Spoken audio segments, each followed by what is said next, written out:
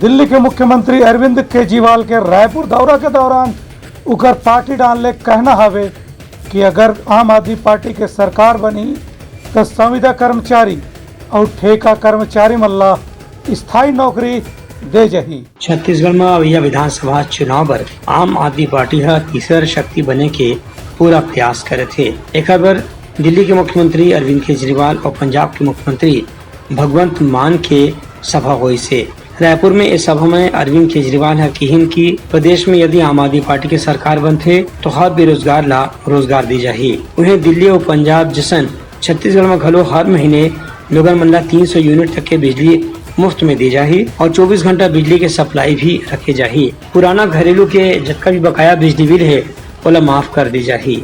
18 साल से अधिक आयु के सभी महिला मन ला हर महीना 1000 रुपए की स्त्री सम्मान राशि दी जाही। उन्हें सभी स्कूल में लोगन मन ला लड़का मन ला मुफ्त में शिक्षा दी जाही। किताब कॉपी दूसर सामान घलो मुफ्त में दी जाही। संविदा शिक्षक मन के जितना भी पद है ओला नियमित करे जाही और ठेका या संविदा या दैनिक वेतन भोगी वाले प्रथा ला पूरी तरह से समाप्त करे जाही। श्री केजरीवाल के कहना है कि दिल्ली जैसन छत्तीसगढ़ में घलो हर नागरिक ला मुफ्त इलाज की सुविधा पर एक विशेष कार्ड दे जाही। संगे संग जो पुलिस या केंद्रीय सुरक्षा बल के जवान मन छत्तीसगढ़ में नक्सल मोर्चा में या सुरक्षा के मौके में शहीद हो जाते हैं उनका परिवार वाला मन ला 1 करोड़ रुपए के शहीद सम्मान राशि दे जाही।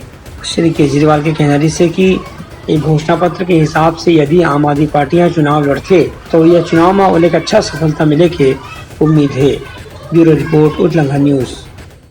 सोर संदेश द बज़ उतलंघा के खबर चारों मुड़ा है नजर। छत्तीसगढ़ी और अंग्रेजी भाषा में खबर पर रहो बेसबर।